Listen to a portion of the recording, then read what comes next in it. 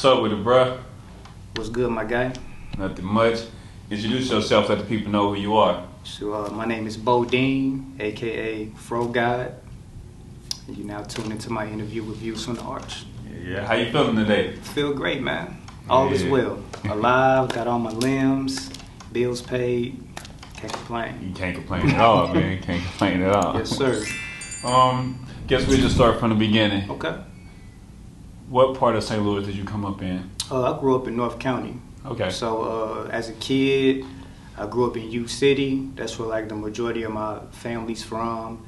And then like from middle school to high school on out, Hazelwood. Went to Hazelwood West for middle school and high school. So I'm a Wildcat. So yeah, man, my upbringing was pretty cool, man. Like, didn't really struggle much, you know, wasn't poor or anything. Didn't really have to really want for stuff. Of course, we went through our hard times and things, but my parents bust their ass to make sure that me and my little brother was, you know what I'm saying, cool. So you had both parents in home? Had both parents in the crib. That's dope. That's dope. You don't see that, you know, after the, what they say, after the 60s and 70s and stuff, you don't really see too much of that in modern times. Yeah. At least not, you know, stuff happens, but at least not for a long period of time anyway. Yeah, man, I was real fortunate. I was probably one of the few of my friends growing up that had both parents. And my pops was like a father figure to, you know what I'm saying, my homies and things like that. But as I get older now, just being an educator, which we'll get into, just seeing kids who don't have fathers or, you know, both parent households, you know, you can tell like the difference. It makes a big difference. For sure. For yeah. sure. Like I said, you don't really see too much of that since like the 60s and 70s because that was a plan to, you know, what they say, take the black man out of the household to break down the family, the black family anyway, structure. Yeah. Yeah. With you being an educator, like I'm sure, like you said, you dealing with students and you can kind of see the difference between the ones who may be lacking maybe a mother or maybe, like you said, the father from being there. How do you reach out to them kids or even try to help them in a sense? Man, really, the first thing that a teacher should always do is just build a relationship with the kids.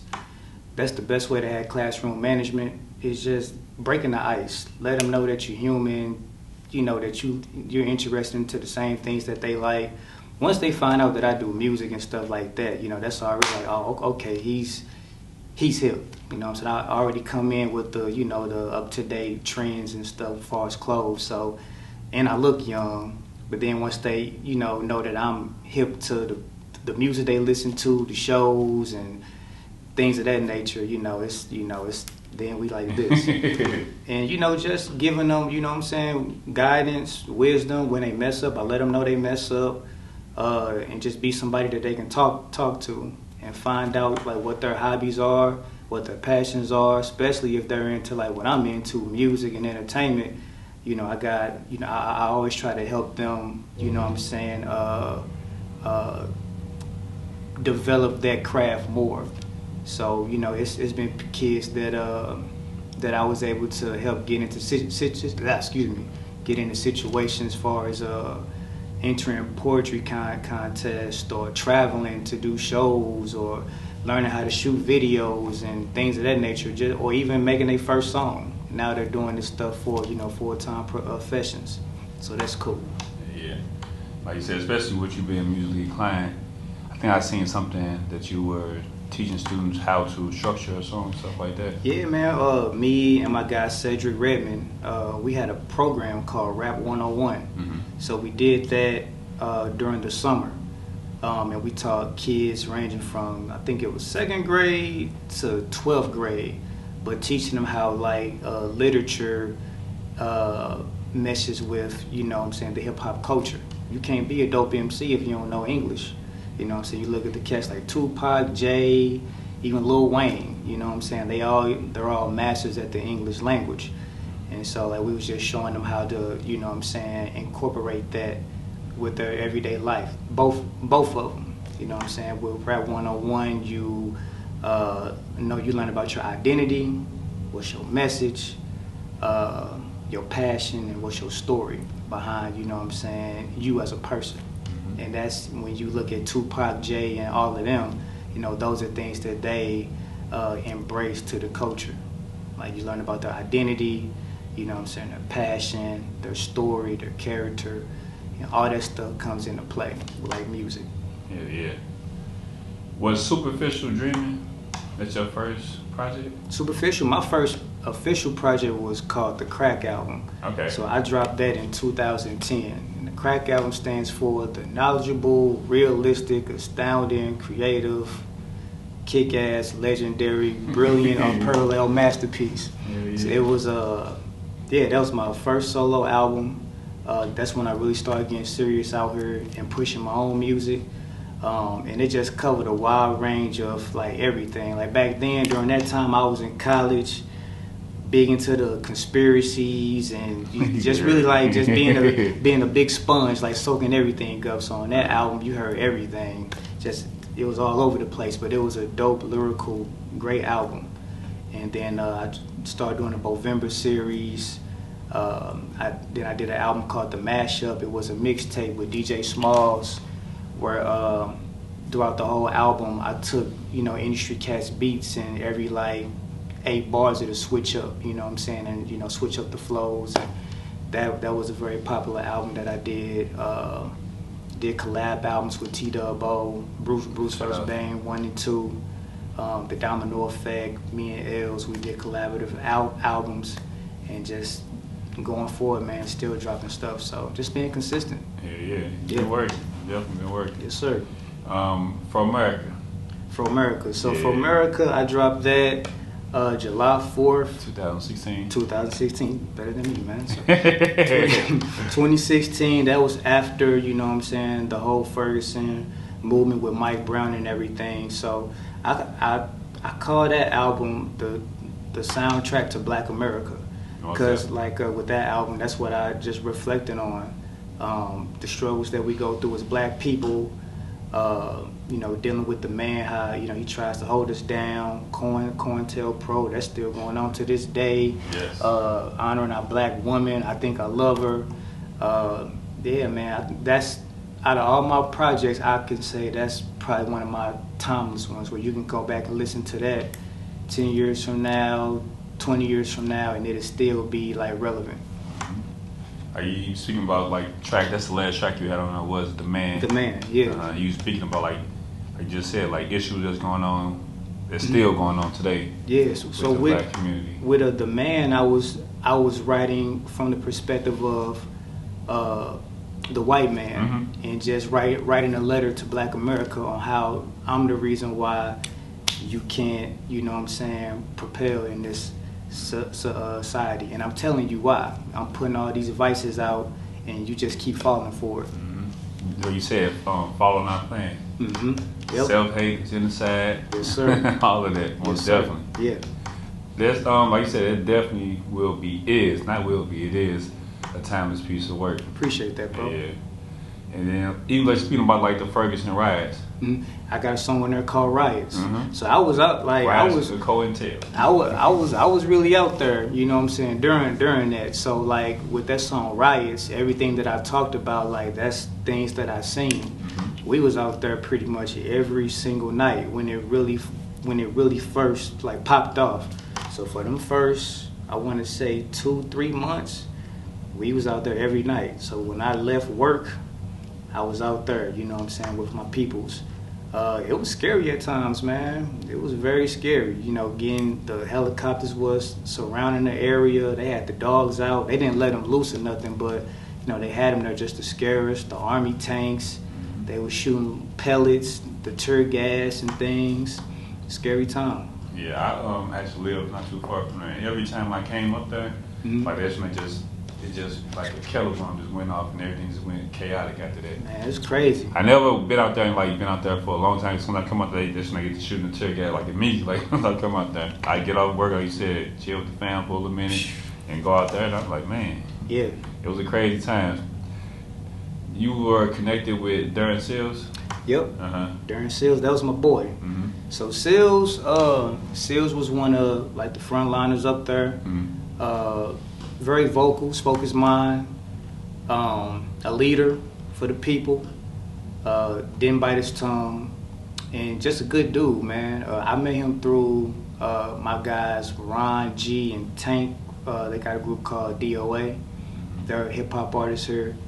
And man, when I first met him, dude was he just welcomed me in. You know what I'm saying? He invited me over to his crib. To have Sunday dinner with him, Ron, Tank, and his mom and his little brother. He invited me and my brother. So he's if he rock with you, you know what I'm saying, like you family. If he rock with you, he got your back. It was very sad when he died because it was just random. I talked to him probably a week prior. Said he had like some things lined up with like a young group of brothers that he was managing. He was flying out to New York to meet up with, I think, Lenny S. You know what I'm saying, to talk about some things with, those guys. So he sounded real excited, and he was just talking for like an hour. I said, hey, bro, I got to go. I'm gonna talk to you, you know what I'm saying, later. And then, I was coming back from lunch, and I looked on my phone, checked my phone, scrolling down Facebook, and then I seen, his lady at the time, she posted a picture of him, but I was just gonna skim through it, but then I seen the caption, and I was like, oh my God, dang. And then I called a couple people, and they confirmed that he was, murdered. Yeah, sorry for your loss. Sorry for your loss, but not just for you, but shit, for the Black community. Yeah, man, he was one of the people that, wasn't doing it for the notoriety mm-hmm. or money. He like really cared for the people and things like that. So that was a tough blow. For sure. I feel like he was one of, like you said, potentially one of the up-and-coming Black leaders. And just like with like Fred Hampton, which I heard you quote on the Fromerica. Yeah. Malcolm X, Martin Luther King, on and on and on. A lot of them were killed. Mm-hmm. COINTEL, his documents come out to reveal that. Yeah. Do you think that modern times people are afraid to stand up because of the results of previous leaders? Most definitely. You gotta look at, even with like Darren Seals, T-Dub, Tef Poe, these are people that I, was around, you know what I'm saying? So I've witnessed the cops mess with them for no reason, pull them over, you know what I'm saying, had them on the ground, threaten them, make fun of them, like mock them and stuff like that. So these are guys who, had targets on them during that time. They had big followings. So, you got a big following, you speak your mind, you speaking to thousands of people who you can potentially change their, way of thinking about, how the Black community is being treated or how corrupted the, police system is and stuff like that. So they definitely had targets on their backs. Did he get killed by cops or whatever? I don't know, but anything's possible. Sure. I believe, like I just kind of asked you, that people are afraid, and it could be that nowadays, modern times, think that the younger generation are so distant from that movement. Mm-hmm. So it's almost like our generation is selfish. We just care about ourselves. You know what? I'm gonna have to disagree, bro. And so? I'm gonna tell you why. So when George Floyd got killed, mm-hmm. this generation was on it. You know what I'm saying? Like, and I'm talking about like 9th graders, 10th graders. Me being like a teacher, I'm seeing all the kids and stuff come together. You know what I'm saying? Because they have friends that's Black or have Black in them. You know what I'm saying? They're multiracial. Mm-hmm. So like they were out there they were protesting. You know what I'm saying? Harder than the adults were. I'm talking about white kids, Latinos, Asians. Like they were out there heavy. And even during like the Ferguson thing, like it was tons of us out there. You know what I'm saying? Fighting. But I think what kind of made people step back after a while was just people using it for self gain, coming out there with promotional trucks for the music, making Mike Brown tribute records, and then like the money that they were getting, you know what I'm saying, from people in the community, they were using it for other means. Outsiders coming in, getting exposure and stuff like that. You know, Seals had issues with people like that, you know what I mean? A couple people did. So, you know, once people start using that attention for greed, I think that's when a lot of people start falling back on getting out there and really standing up and fighting for the injustices that was going on. For sure. Even with you saying that, like, allegedly, that people have been speaking up about, like, the Black Lives Matter founder, things like that. Yeah, I don't know how true it is, I don't know, Same. you know, but I just been hearing a lot of, you know, things about that. Yeah. You know, people's upset about her purchasing a home, like a $6 million home or something like that. That's crazy. Yeah. I mean, hey.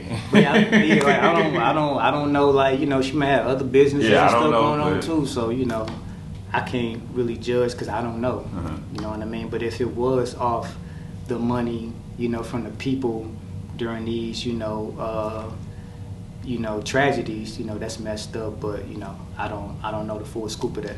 Gotcha. Even like with our leaders who we do recognize, like as far as like the Malcolm X and Martin Luther King, just take them two for instance. Yeah. With their history, I think that media kind of portrays them against each other. They may have little differences in their approach to the fight, but I believe they both wanted this end goal. Yeah, and I was reading something recently about why Dr. King took that approach, and he said because black people didn't have, you know, the funds or firepower to fight back, you know what I'm saying, against the police and everything. So, you know, he had to take that approach, you know, just to save us, you know what I'm saying? And that was smart, but he wasn't for, you know what I'm saying, us getting our ass whooped and things. You know, he was just trying to go about it in a way where, you know, we wouldn't lose too many lives. That's all. Yeah. And that's not really that long ago. Nah, bro. Like 60, maybe 70 at the most years ago. Yeah, man, that's wild. and you know, we still got a long way to go, I feel. You know, yeah, we had a black president, yeah, blacks are, you know, moving up in the world, but we still black in America. You know. Your album Relic. Relic. Why that name? So the Relic is like a treasure, and I felt that this album is a treasure. You know what I'm saying? This is like another timeless piece of music that when you come back to it, you know, you'll realize how much of a great piece of art that it is. My dude Kassan, I've been working with Kassan since the beginning of my career when I've been putting out music. He produced the entire album. And I felt that he, out of all the producers that I work with, I think he's one of the ones that really knows my style and can challenge me to new heights. And if you listen to the album, you know, you got a little bit of R&B on there, a little bit of pop, a little bit of techno, a little bit of jazz, hip hop, everything. So it's like a wide range of music for everybody. Are you part of a group, the Blaq Vudu? Yep. So that's like first few songs with them. So Kassan's part of that group, and we also have a singer called Brenna. Brenna's the singer, I'm the rapper, he's the producer, and whenever he wants to, he can rap and sing too. Were you, I guess, someone who listened to Kevin Samuels by chance? Oh, definitely, man. What is your take on his content? I love the content. And what I've been trying to tell people was that the women and men that he talked about on the show, they called him. And although his message was harsh, it was the truth, you know, for those people who called in. And he asked, you know, the questions about, you know, what are they looking for, what can they offer, and things like that. I was actually watching the interview that he did with Fresh and Fit. It's like another podcast that covers relationships. And he was talking about how he wanted to better the black community, see more marriages, save relationships. And when people call his show, he answered the questions like he was a salesman. He said he used to be a salesman, so he took it from that approach. He just gave them the truth about why they're stagnant and where they're at, as far as trying to find a mate, or why they can't get to the next level. Yeah, I definitely, before he just gained the notoriety with the media and everybody else, I was actually listening to the videos. I believe he did. I believe, but he did start off with men first. Yep.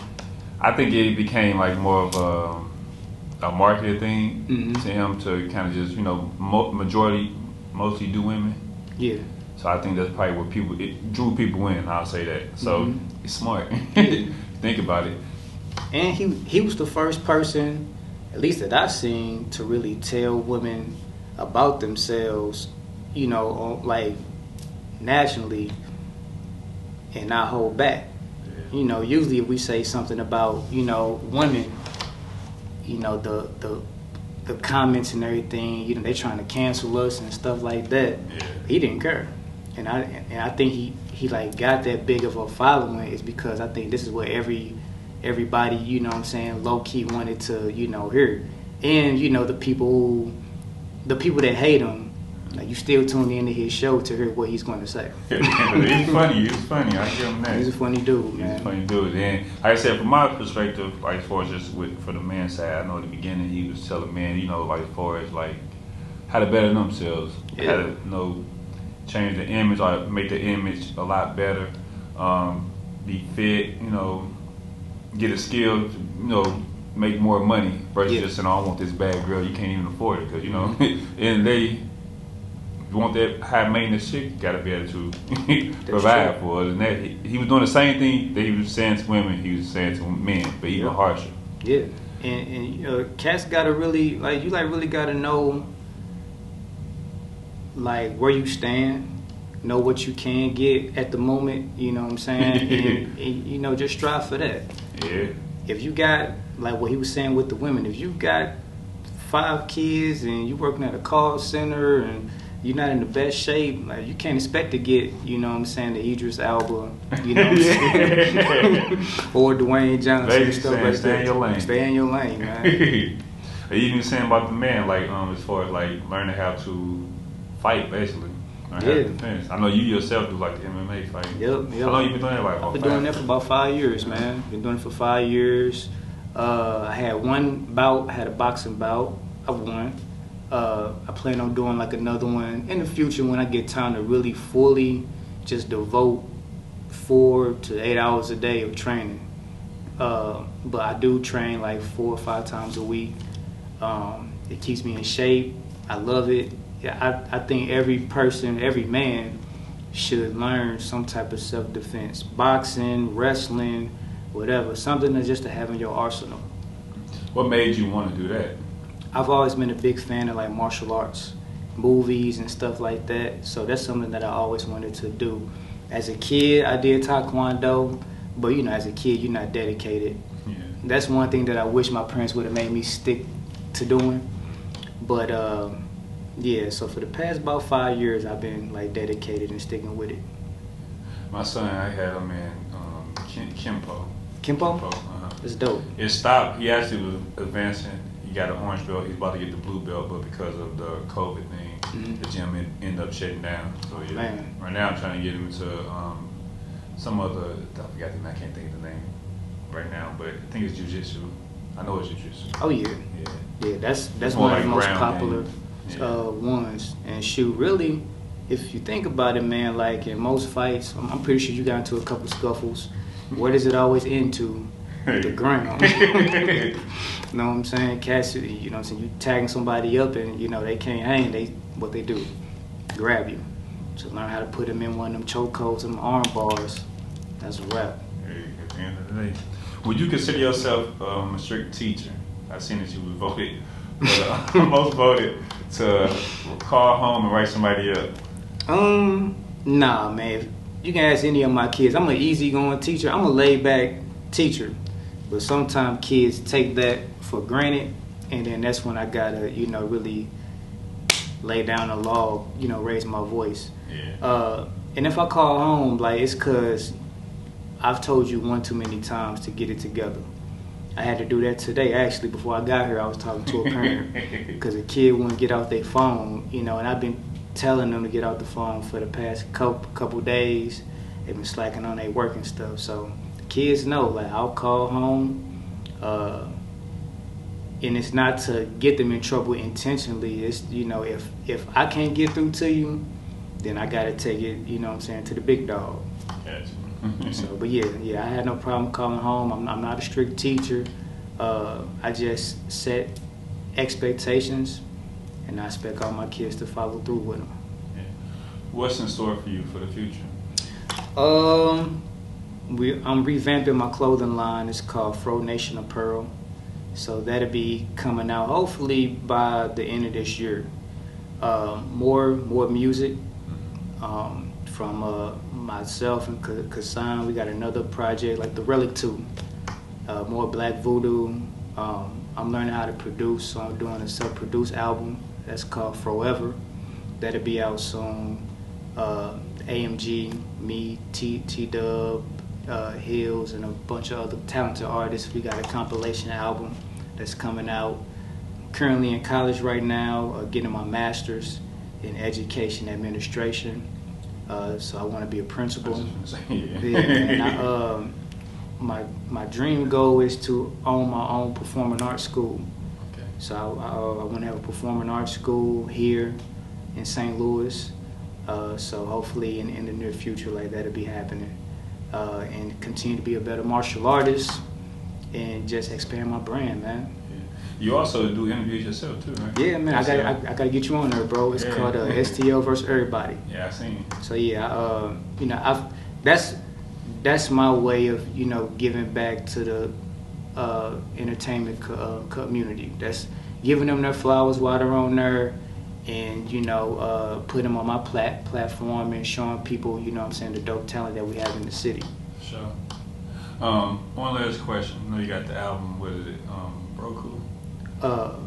Fro Christ? Yeah. I'm gonna ask you this. Like, you probably just answered it right there, but Vegeta or Goku? Vegeta. Okay. Vegeta, of course. Okay. Oh, my man. Vegeta. I say Vegeta because, man, he like really had to like train hard to be, as great. Even like with Super Saiyan, he had to kind of push himself to a limit, further than Goku. Super Saiyan guy, he was the Super Saiyan guy that didn't need, everybody to, help him get there, like Goku did. A couple times Goku was about to die, Vegeta was there to save his ass. Even he birthed the son, who pretty much is saving the world in the future. Yeah. You know what I mean? And he has the best one-liners throughout the whole series. And out of cartoon characters, low key, he's the most developed cartoon character, period. You watch him be like a jerk from the beginning, and now he's, a laid back, cool, passionate dad. Okay. Yeah, so I seen a post that said it was like a comparison between Majin Vegeta or Gohan. The Super Saiyan 2 Gohan doing sales game. Okay. Who you think winning that? Vegeta probably. Majin Vegeta. Come on now, yeah. Yeah. Majin Vegeta will beat Gohan. I think the only Gohan that would have beat him was Ultimate, because that was his unlocked potential. Because Ultimate Gohan scraped Boo, but Majin Vegeta lost to Fat Boo. So Ultimate Gohan to beat Majin Vegeta, but Super Saiyan 2 Gohan to get washed though. Yeah. He'll get washed for sure. Hell yeah, man. That's my favorite character, Vegeta, man. Yeah, man. I'm looking forward to the new movie that's coming out, Superhero. Okay. Oh, yeah. Yeah, that'll be out this summer. Okay. And they bringing back the TV show. So that'll be out too. Is this the original show or is it Super? Super. I never watched Super. I ain't really? Gonna lie to you. I never watched it. Oh, bro. I never watched. I started watching after the Boo saga. Bro.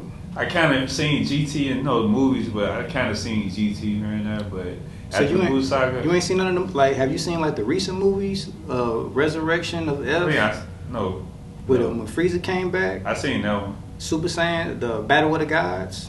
I didn't see that one. I ain't seen none of them. The Broly movie. I seen Broly, yeah. They got a new one though. I ain't see the new one. I seen the old. Oh, bro. He said, bro, man, they got and the TV show. I would recommend that you watch it in like the Japanese, you know what I'm saying, dub. But man, they got some dope villains, new forms. I've been playing like the game. I'm like, look at these people. Man, I got the game. I want to say, it's one Xenoverse 2, and then I got the Kakarot, and then I want to say, no, I got Z Fighter. Bro, you gotta watch the show, dog. You gotta watch the show, bro. And like, if you go on YouTube, it's a gang of people who do what if, you know what I'm saying, sagas. They got comic books, all type of dope stuff, bro. Like, I'm get you hip after this, bro. Yeah, I'm getting my son hip now. He Yeah, love bro. it. bro. He got Naruto. You watch Naruto? I haven't. I seen a couple episodes. Yeah, my son love it. He just brought home a little cartoon drawing you color at school. Oh, word? Yeah. That's what's up, man. Yeah. Do you have any last words you'd like to share? Man, follow me on IG, Bovember Dean, Bovember.com, Fro Nation Apparel, YouTube, Bodine TV. Catch me on any of them, you know what I'm saying, handles, and enjoy what you see and what you hear. Shout out to Views from the Arch.